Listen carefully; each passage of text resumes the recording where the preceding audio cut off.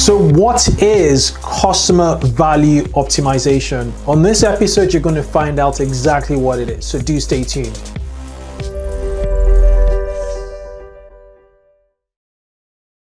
Welcome to the 2x eCommerce podcast show. I'm your host, Kunle. Now, the episode you're about to listen to is an interview I had with Will Laurenson. He's the founder of an agency called Customers Who Click. He also runs a podcast by the same name, Customers Who Click. I've linked to his podcast and website in the show notes. Now, we talk about customer value optimization, and when the opportunity arose for me to sort of talk about, CVO with Will, I jumped right at it. Why? Because your business needs customer value optimization. The hint is in the name.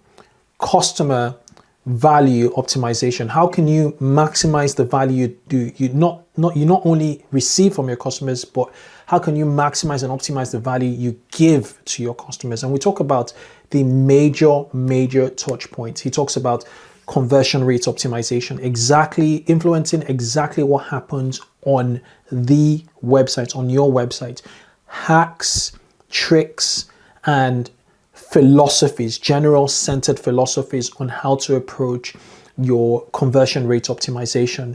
We also talk about experience, not just the experience on site, but post-purchase experience. We talk about the implication of reviews using, tag manager we talk a few technical bits about, how to use tag manager for CRO. And we talk about retention marketing, which is, really email, SMS, how to put everything in tangent towards maximizing not just the value you can make from your customers, but the value you can give to your customers. I found it super interesting, and his podcast is a treasure trove. I didn't realize, the number of people who've been on his podcast. He's been running it for just over a year. He's had some really interesting guests on his show, and we just went in depth. We just talked customer lifetime value, how to maximize it, and the importance of traffic, how to maximize traffic. And it's super fascinating. He comes from a SaaS background, and there's a lot of conversation on the interlay between product and acquisition. And because of that, the impact of product on acquisition, he got that foundation of customer value optimization. So if you're looking to maximize the lifetime value, maximize the value two ways with customers, this is a great episode to listen to. Now, on another note, if you haven't already, subscribe to our YouTube channel. And also leave us a review on iTunes if you haven't. It helps the show tremendously if you're consuming this on audio. And that's it really. Enjoy this episode, and I will catch you on the other side. Thank you for listening. Welcome to the 2x eCommerce podcast show. I'm Kunle, your host, and this is the podcast dedicated to rapid growth in the consumer selling space. So if you work in marketing at an e-commerce business, you're a founder, or you pretty much are interested in the whole direct to consumer selling space, I'm going to help you sell more, directly to your customers with the caliber of guest I bring on this show. It's my promise to you, my listeners. Now, each week I interview an expert, a founder of a direct-to-consumer e-commerce business, or a representative from a best-in-class SaaS product, that serves the e-commerce industry. And the remit really is to help you guys grow metrics such as conversions, average order value, repeat customers, your audience size, and ultimately sales. So speaking of which, today's episode is a very, very, very special one. When the opportunity arose for me to, speak to Will, who's on the show, Laurenson, who's the founder of Customers Who Click, I jumped right at it because of what he does. So in other words, in summary rather, He is a customer value optimization expert. He runs a consultancy and also hosts a podcast, which I will link to in the show notes. He works with direct-to-consumer e-commerce brands, and he helps them turn traffic into customers with higher lifetime value by optimizing customer experience and touch points across the business. Now, who wouldn't want to sort of listen and speak with Will? I just jumped at it. I'm going to link to his website in the show notes also if you want to find out more about him. But let's jump in and welcome Will. Welcome, Will. Hi, thank you for having me. Fantastic. Probably not done you sufficient justice in regards to introduction of you, or I have, just given people a tip of the iceberg. Could you take a minute or two to give us a fuller story about you, and what you do, please? Yeah, absolutely. I mean, you did a pretty good job, so thank you for that. But very quickly, my background was in startups initially, direct to consumer, and while my roles were always general marketing, like, marketing manager, head of marketing, that sort of thing, I always found that the senior management of the company would always say, here are your budgets, the marketing team's job is to go and get people. And it was kind of this idea that, as a marketer, your only responsibility was to bring people to the company, to the website, to the app, whatever. When you got people there, it was job done. If they've arrived on your website, arrived on your app, they're going to download it, they're going to sign up, they're going to buy. And if they don't, the messaging was wrong or something, they probably never were going to. So I saw big problems with this, obviously, and started to get more stuck into the product side of things, and kind of basically forced myself into working with the product teams of developers, customer service, and on all these other areas to say, well, it's not job done there. When someone's clicked an advert, we've got their interest. We've got to not only persuade them to buy from us, we've got to persuade them we've got to persuade them that the product is correct for them. We've got to persuade them to buy, that we're the right store for them to buy from. We've got to persuade them that that they're going to receive their product on time and all that. But even when they receive it, we've still got to persuade them that this is actually the right product for them. It's easy to use. It's going to solve their pain points. The job isn't done just because they've placed an order. And then even after that, it's still not job done. You've still got to persuade them that you're the brand that they want to come back to. Next time they need this product or a similar product that you sell, what is the reason they would come back to your brand straight away instead of just Googling the product and opening up 5 or 6 different tabs and seeing what's there. So I left my last role just over a year ago, just before the pandemic, which was not perfect timing, but I've started working with direct-to-consumer businesses to improve conversion rates on site, look at lifetime value as well. So how do we boost those order values, and how do we get people coming back again and again?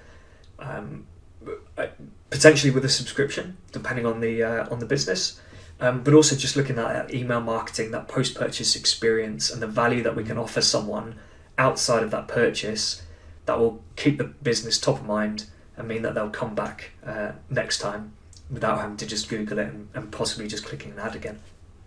Some really, really interesting points, because a lot of marketers, and I kind of look at it like an evolutionary trajectory or a path, an evolutionary path, where marketers initially are so obsessed with customer acquisition, and that is just a small piece in the puzzle, and then you realize that that there are other touch points, as you alluded to, where product is so important and the opinion of customers is so important, and you have to get that rounded view to making lifetime value actually work, and in that way your acquisition actually becomes slightly cheaper or easier, in the long run.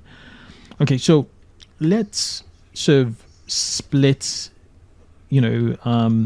customer value optimization, which is the service you offer, into pillars. So if you were to strip CVO into pillars, how would you sort of how do you sort of approach it, you know, in departments or in terms of like actions?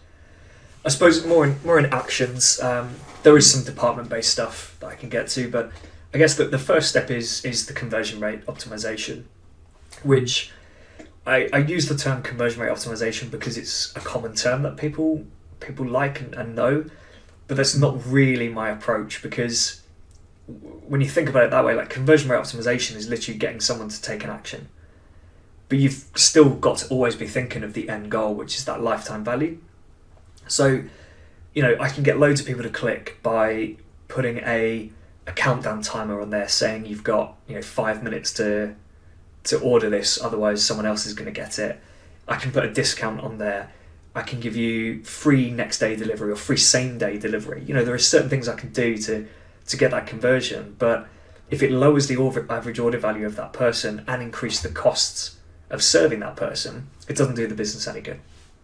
So while conversion rate optimization is a key part of what I do, every test, every improvement to the website has to be considering, is this going to improve conversion rate, improve average order value without dropping average order value, or affecting profit off that order in a way that unbalances the benefits.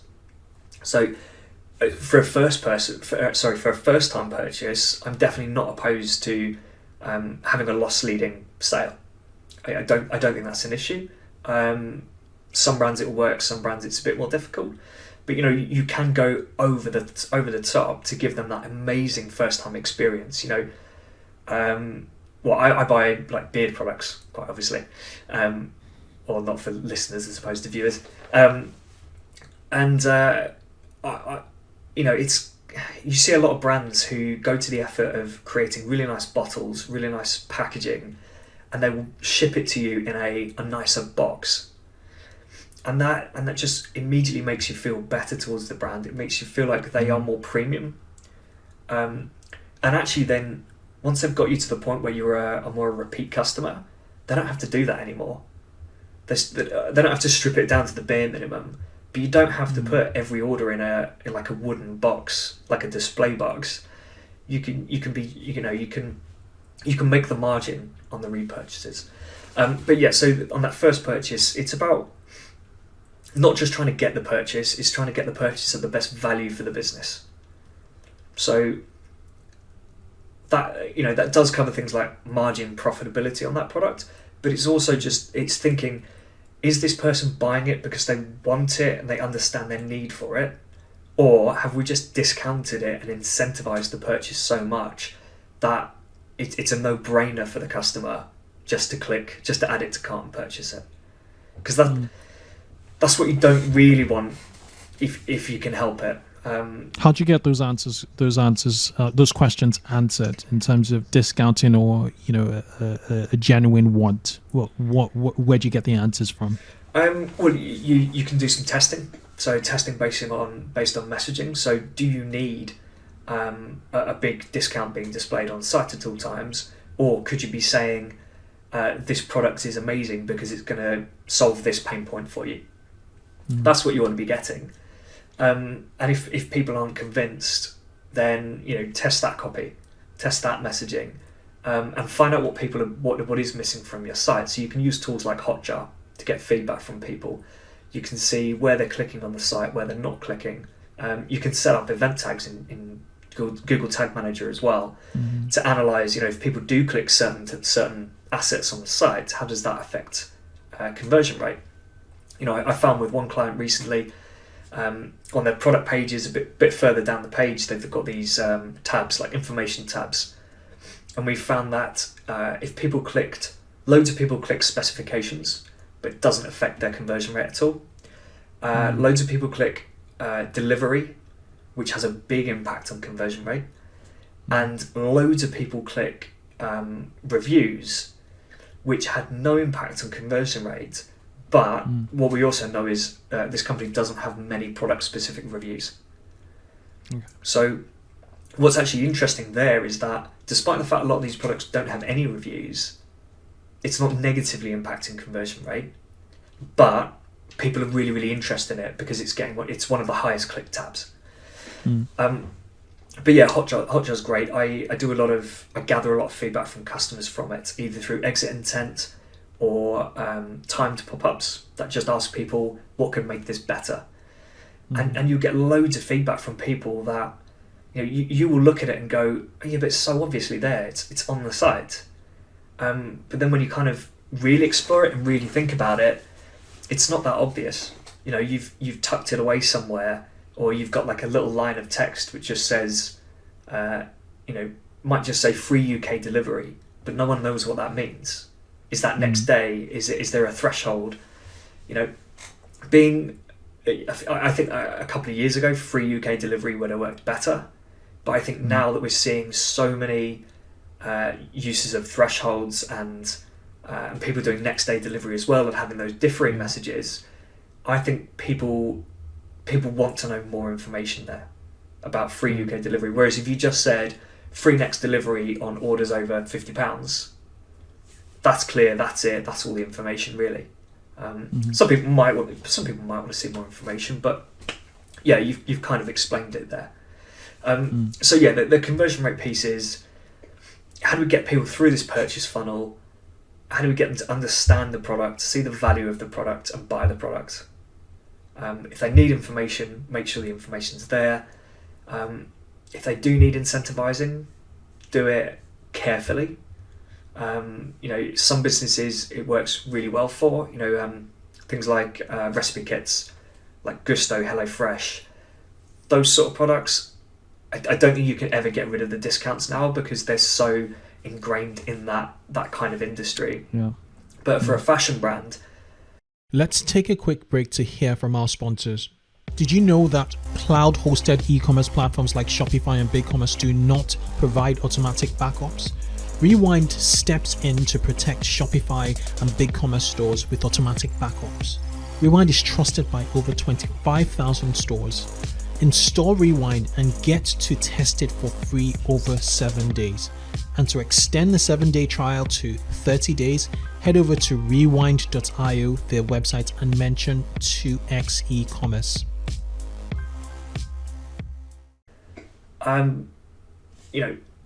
All right, you want to get them on your newsletter, fine.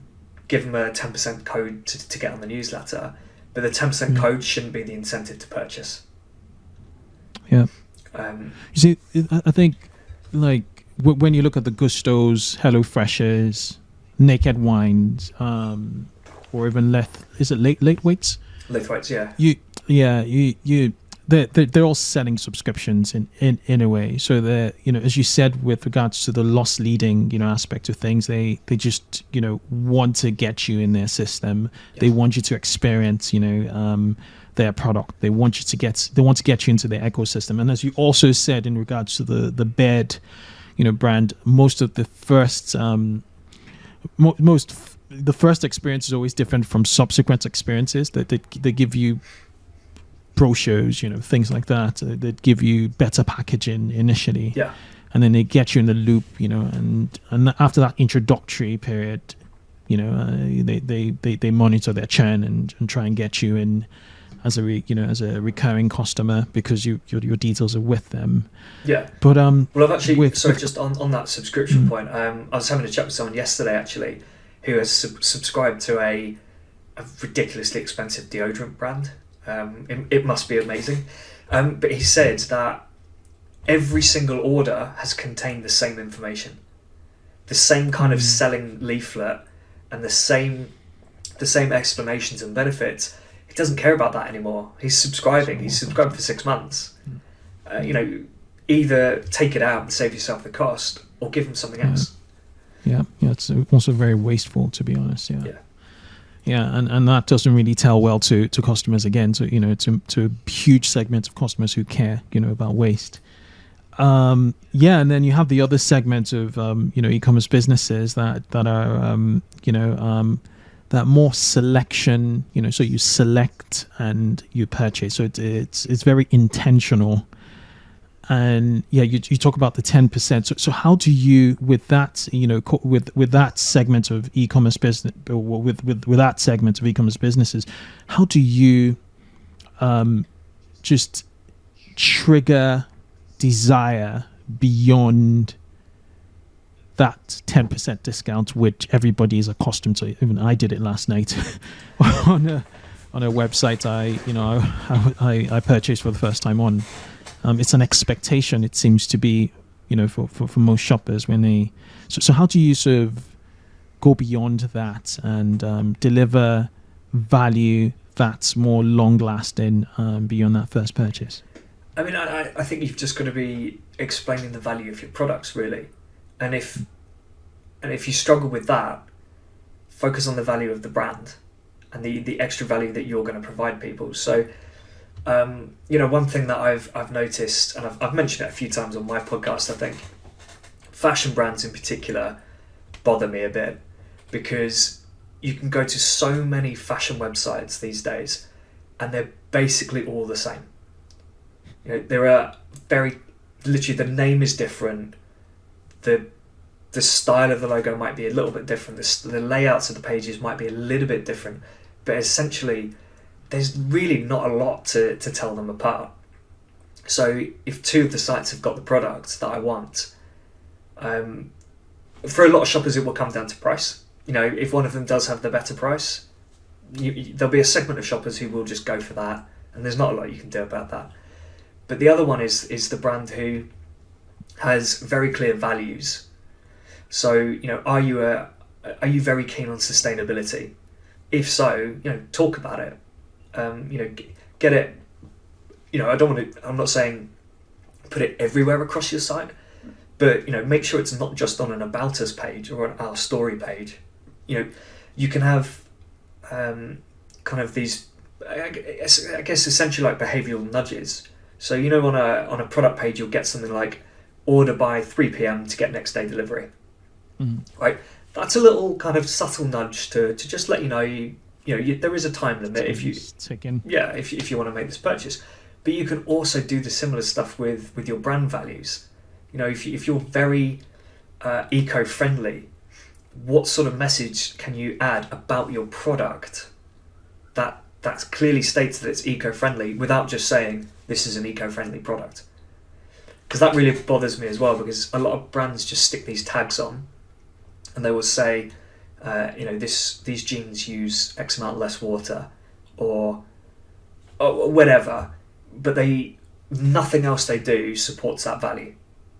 It literally just becomes almost like a little feature that they stick there. But I think, if you can really show the value and of the product, but of your brand. So it doesn't have to be a loyalty scheme, but what does your loyalty scheme offer that other people don't? Because a lot of people just do earn some points, get rewards for your points. But I think better loyalty schemes are the ones that involve the community side and kind of actually make you feel like it's not just a reward scheme that's going to get you money off your purchase in a month or so. You're getting this exclusive content, these maybe exclusive events or giveaways or partner opportunities. That builds into that value as well. Does your customer service provide really, really quick and helpful responses? So we talked about the 3 pillars of CVO, which is conversion value optimization, and we've touched upon CRO, and I'm sure you've talked about all the other points. What would you say is the second pillar beyond conversion rate optimization? I'd say the second one is the experience stuff. So I guess that is what I mean by the brand values. On-site experience or post or post-purchase experience, pre-purchase or post or both? It can be both. It's less around does this product fit my needs, and I suppose more does this brand fit my needs. It does. Have you provided the information that I need? If it's a physical product that's being delivered to me, what is that experience like? How flexible are you with that? Are you a brand that can offer me an hour time slot, like Ocado, who then also says, if you pick this spot, we'll give you a discount because it's a green spot, because you share your delivery with someone else. So they've got the experience bit, because they're saying you've literally got the 1 hour slot, or maybe 2 hours, I can't remember. So you really know when that product's going to turn up, and it's, you've got that convenience, but then we've also got that brand value in there of, we want to do what we can where we can. You can get a discount if you use the more eco-friendly slot. Then there are things like customer service. Are you a brand that has phone lines that are open all the time, an email address that gets responded to quickly, live chat normally available? I've got where I buy my domain from and my hosting from. I can speak to someone within a minute or two. I don't think I've ever had to wait more than about 5 minutes for live chat, which is fantastic. And it's one of the reasons. Cloudways? No, it's LCN. Okay. Actually, it's one of the reasons that I haven't even considered moving, because I know if I need any help, because I'm not a massively technical person. So when it comes to the web stuff, setting up my own website and things, hosting and things, I just want an easy setup, get going, and then I want to do the optimization stuff. So live chat, or are you a brand that sticks one of those chatbots on, which tries to answer your questions and never does, and I'm not sure about other. Ends up with... I don't know what other people do, but quite often I will now just hit the answers that I would hit. That doesn't help me. That doesn't help me. That doesn't help me. Yes, I'd like to speak to someone, because that's why I wanted to contact customer service. Or worse, you just have a static FAQ page. All these things matter, and the best brands will kind of combine it all and say, well, we've got an FAQ on the product page because people ask questions about these particular products. We've got a chatbot which can help you find the product you're looking for, and then we've got customer service that can answer your questions. And I think what people tend to do is they look for the cheaper options, which tend to be a one-off FAQ page around delivery, returns, things like that. And then the automated chatbot, because it means they don't have to have a customer service person, but actually you're just annoying people. So, and then there's a little bit around, which kind of builds into the retention piece, which is the third pillar. Yep. So third pillar is retention. Okay. That's so a lot of people, when you speak retention, a lot of people just default to email. Is that short-sighted? Is that very limiting to the term retention? Yes and no. Email is absolutely fantastic. Don't believe anyone who says it's dead. It's not. It's just not working for them, basically. So email works really well, but kind of in this experience part first of retention, as we mentioned earlier, that unboxing experience, the packaging experience, that's got to be good. But then what I think is really important is following up with people to ask what their experience was like, but from a customer service and feedback point of view, not just a cool, you received this product a few days ago, can you please review it on Trustpilot or reviews.io? Because that's, I know the review is what you want as a business, because it's got various benefits attached to it. But how many people go and read those reviews? How many businesses actually spend time digging through those reviews, reading the feedback? I think it's far better to have people respond to your email, because it also builds that brand engagement.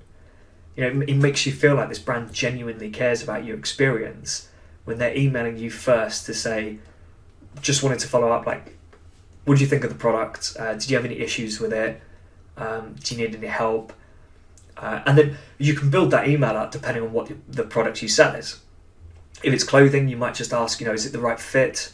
Is there anything we need to do for you? If it's a electronic product, like a TV or something like that, you could say, by the way, here's the manual for that TV, just in case you need a digital copy. Do you need any help with setting it up, or that sort of thing. Be quite specific. Make people believe that you're actually out there to help them and care about them, and then follow up with the review later. Ask for that review. So that all, if you get that right, that will just naturally build that brand kind of affinity and loyalty for people a bit. But then you move into the actual kind of retention, that CRM piece of email, SMS, direct mail, push notifications, phone calls, depending on the business, and also things like loyalty schemes. But what is really important is segmentation and personalization and data. I rarely read newsletters now that brands send out. I have a folder for them, I scan through them, but there's so rarely something that's targeted to me from any business that I've bought from. Even, I don't think Amazon does it very well. There's always the joke about, I think it's the toilet seat. Someone saying, they bought a toilet seat from Amazon the other day. Doesn't mean they need to be recommended toilet seats every few weeks. And that's what a lot of brands get wrong. They do some basic segmentation around what country are you in, maybe are you male or female, and then maybe something like what category did you buy. So again, let's go back to the fashion store. I'm a man, I might have bought a shirt from a brand. So what they might do is say, you bought a shirt, so here are some more shirts. But there's more detail they could go into. They could look at what style of shirt did I buy, and maybe how many. So if I bought 3 black shirts in the same style, maybe there's something you can kind of take from that. And obviously you can't analyze everything on a one-to-one basis, but you can kind of set these preferences and favorites that are implicit, not explicit. Let's take a quick break to hear from our sponsors. Klaviyo is a growth marketing platform that powers over 25,000 online businesses. Klaviyo understands every single customer interaction and empowers brands to create more personalized marketing moments. Listen, analyze, and act on your customer data with Klaviyo. Visit klaviyo.com/2x. And that boils down to merchandising, the way you tag products. A black shirt will go, pretty well with a grey pair of trousers. How do you put that logic in? Long term, a lot of e-commerce businesses haven't gone down to the data level, or don't even have processes in place when they're entering, product information to put, those tags that would form the foundation for more intelligent recommendations. And they need to actually even think like an attendant or a shop assistant, like an expert actually, in a store. Once you can code that in your personalization and recommendation engine, I think you may be onto something. Yeah, exactly. And I think you still can do it relatively simply. You don't have to be creating a separate tag for every single product with its very specific kind of conditions, and then working out how that tag applies to every other product you've got. But you can be looking at people and saying, well, every month this guy comes back and buys this same thing. So how can we recommend him a product that we think will suit his needs and wants related to the product that he's been buying? If I only ever buy short sleeve t-shirts, for example, maybe I'm never going to buy a long sleeve t-shirt. So don't offer them to me. If I only ever buy long sleeve normal shirts, even casual ones, probably don't recommend me the short sleeve ones, because if I like them, I'd be looking for them. And you can build some browsing data into that as well. You can have several tiers of this. When I was at a company called Readly, which is like Netflix for magazines, we built in some preferences around what is their favorite magazine, what is their second favorite, what is their third favorite, and then we built in recommendations based on those. So we'd always be able to say, we know this is your favourite magazine. What can we tie into this? And we prioritise that. And then second favourite, what's linked to that?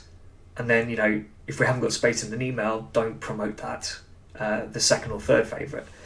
But then, so it's very customer centric, based on their actions, very behavioural, behavioural driven, really. So we just looked at things like, have they actually favorited it? Have they actually hit the favorite button? Or do they just read that magazine every month when it comes out? And how much of the magazine do they read? And then there was, it got a little complex, because we were looking at things like, if a magazine is weekly and one magazine's monthly, how do we determine which one is the favorite? And then obviously the monthly magazines tend to be longer, so the time spent in those magazines is going to be longer. So you kind of have to use a bit of it's never going to be perfect first time, especially if you're building this yourself and not using a tool. But yeah, I think personalization is where you really start to win with retention and email marketing in particular, because obviously SMS is quite short. But yeah, just you've got to be looking at what these customers are actually buying, what do they want, and not just blasting the same email to everyone. And these days, with the tools we have available, you can build pretty much one email and just put personalization blocks in and send it to potentially even your entire database if you wanted to, or you take those segments and it just does the job for you. So it's not as if you've still got to build 20 different email templates to cover all the different segments that you want to email that week. The data and the tools are there to really help you with this. And actually, really the best thing to do is set it behaviourally and use a lot of automation. So I'm a big fan of incredible. I think we should do a part 2 to jump into more detail, particularly on the retention bit, but we're short for time. Yeah, sure. So it's incredible. So we had CRO, customer experience, and retention. All three pillars feed into a CVO, strategy. In terms of managing KPIs, what would you recommend e-commerce teams do for just managing and just their performance in each of these three key strands of CVO? I mean, like I said, so CRO, you are kind of ultimately looking at conversion rate, but you need to make sure you've got those secondary but also very important KPIs in place as well. So average order value, and depending on your approach, is a very business specific thing. How profitable do you want to be on first purchase, second purchase, and all that? On the experience side, you could look at things like first contact resolution for customer service. So how many times do people contact customer service, you answer them, and they don't come back? At least for, it might be 30 days or something before they just have another question. But what you want is, you don't want them to come back and follow up on that point. Ideally, it's really difficult to do it for everyone, but really, you should be anticipating needs. If I don't know, if someone asked the question, about how do I attach a mirror to a wall, or this specific one, and you said, oh, it's got